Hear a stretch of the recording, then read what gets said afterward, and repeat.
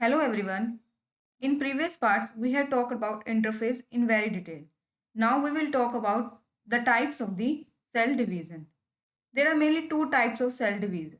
First is mitosis and second is meiosis. Mitosis को हम equational division भी कहते हैं। क्यों कहते हैं? क्योंकि इसके अंदर जो क्रोमोसोम नंबर होता है वो सेम रहता है। इसके अंदर क्रोमोसोम नंबर सेम रहता है।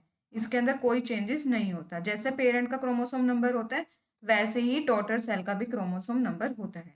जबकि मियोसिस को हम रिडक्शनल डिवीजन कहते हैं क्योंकि इसके अंदर क्रोमोसोम नंबर चेंज हो जाता है।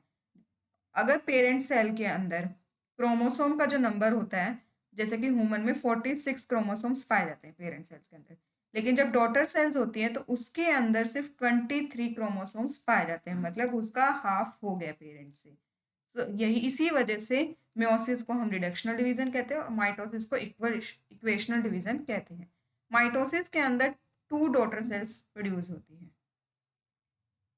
एक पेरेंट सेल आगे 2 डॉटर सेल्स बनाते हैं, जबकि मियोसिस के अंदर अगर हम देखें तो 4 डॉटर सेल्स प्रोड्यूस होती है। Now we will talk about what is mitosis.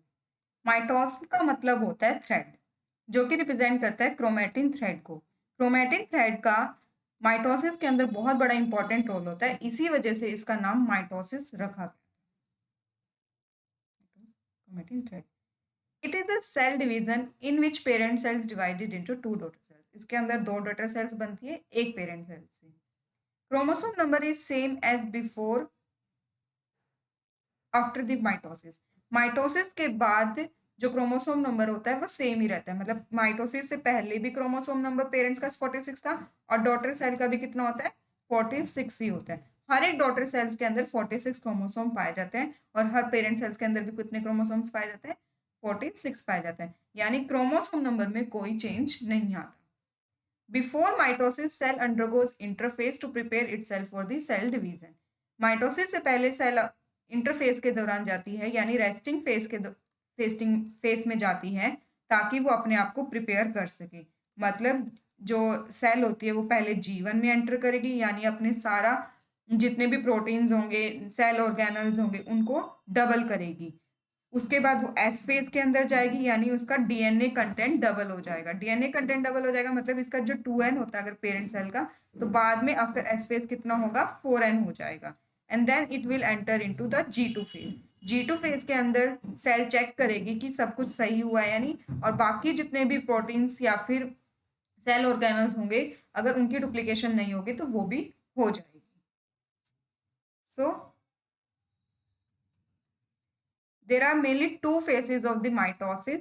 First is karyokinesis and second is cytokinesis.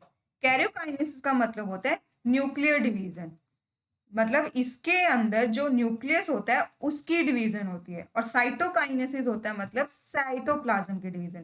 Cell के अंदर 2 पार्ट होते हैं, साइटोप्लाज्म, साइटोप्लाज्म के अंदर जितनी भी ऑर्गेनल्स होते हैं वो पाई जाती है, सेल ऑर्गेनल्स, राइट, वो सब साइटोकाइनेसिस में होता है।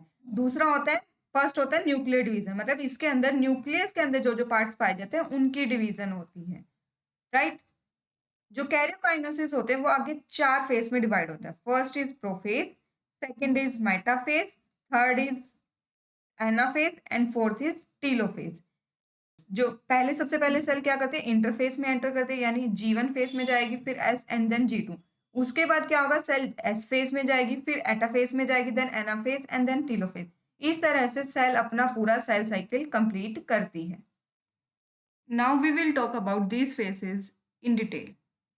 तो फर्स्ट इज इंटरफेज। जो सेल होती है सबसे पहले इंटरफेस में जाती है, मतलब रेस्टिंग फेज में, ताकि वो अपने आप को प्रिपेयर कर सके माइटोसिस के लिए। कि माइटोसिस जब एक्चुअली में सेल डिवीजन करेगी तो उस फेज को प्रिपेयर करने के लिए सबसे पहले सेल कहाँ पर जाएगी?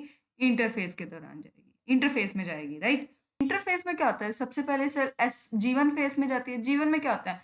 ग्रोथ होती है सेल की, यानी सेल अपना साइज इंक्रीज कर लेती है, राइट। तो इस वजह से G1 में वो अपना सेल साइज इंक्रीज कर लेती है और उसके अंदर ऑर्गेनल्स वगैरह को डुप्लीकेट कर लेती है। नेक्स्ट वो एंटर करेगी एस फेज के अंदर। एस फेज के अंदर क्या होगा? जो डीएनए का कंटेंट होगा वो 2n से 4n में चेंज हो जाएगा। So now during the interphase, cell has the 4n content of the DNA.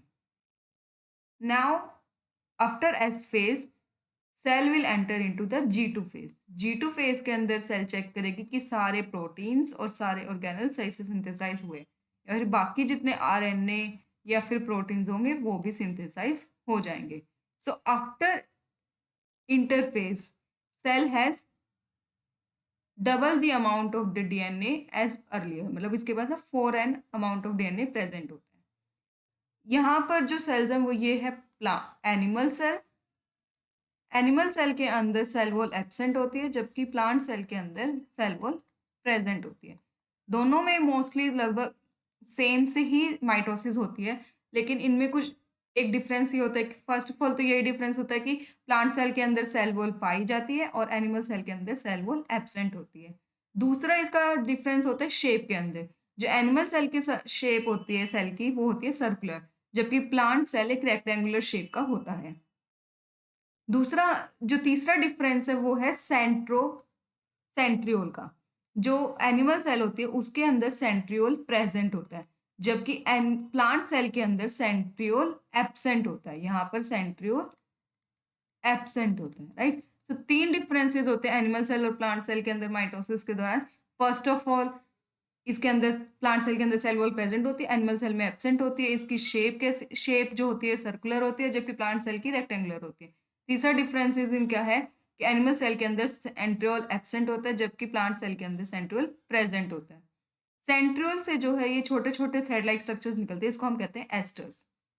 सो अगर सेंट्रियोल यहाँ पर प्रेजेंट होगा तो यहाँ पर एस्टर्स भी प्रेजेंट होंगे, जबकि प्लांट सेल के अंदर सेंट्रियोल एंड एस्टर दोनों ही एब्सेंट होते हैं. इसके अंदर जो सेंट्रियोल का नंबर होता है वो 2 होता है, और दोनों कैसे प्रेजेंट होते हैं, एक दूसरे से परपेंडिकुलर होते हैं. मतलब एक एक दूसरे से परपेंडिकुलर होते हैं. दो, first is this and second is this one, और दोनों एक दूसरे के परपेंडिकुलर प्रेजेंट होते हैं. This is the cell membrane, right. In both this cell membrane is present. ये है न्यूक्लियस और इसकी मेम्ब्रेन को हम बोलते हैं nuclear membrane.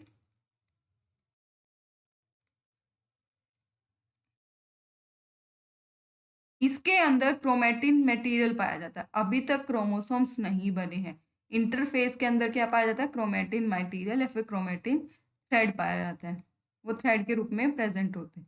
So chromatin threads are present. This is the nucleolus, right. और साइटोप्लाज्म, ये जो होता है उसे कहते हैं हम cytoplasm. So during interphase DNA content changes. DNA content ही चेंज होता है और वो अपने आप को प्रिपेयर कर लेता है ताकि वो माइटोसिस के अंदर एंटर्स कर सके.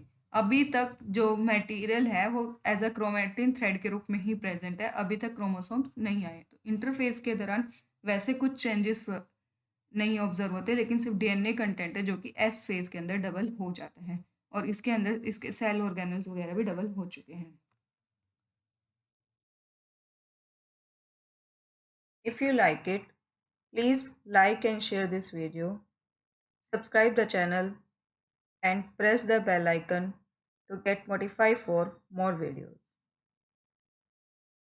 Thank you.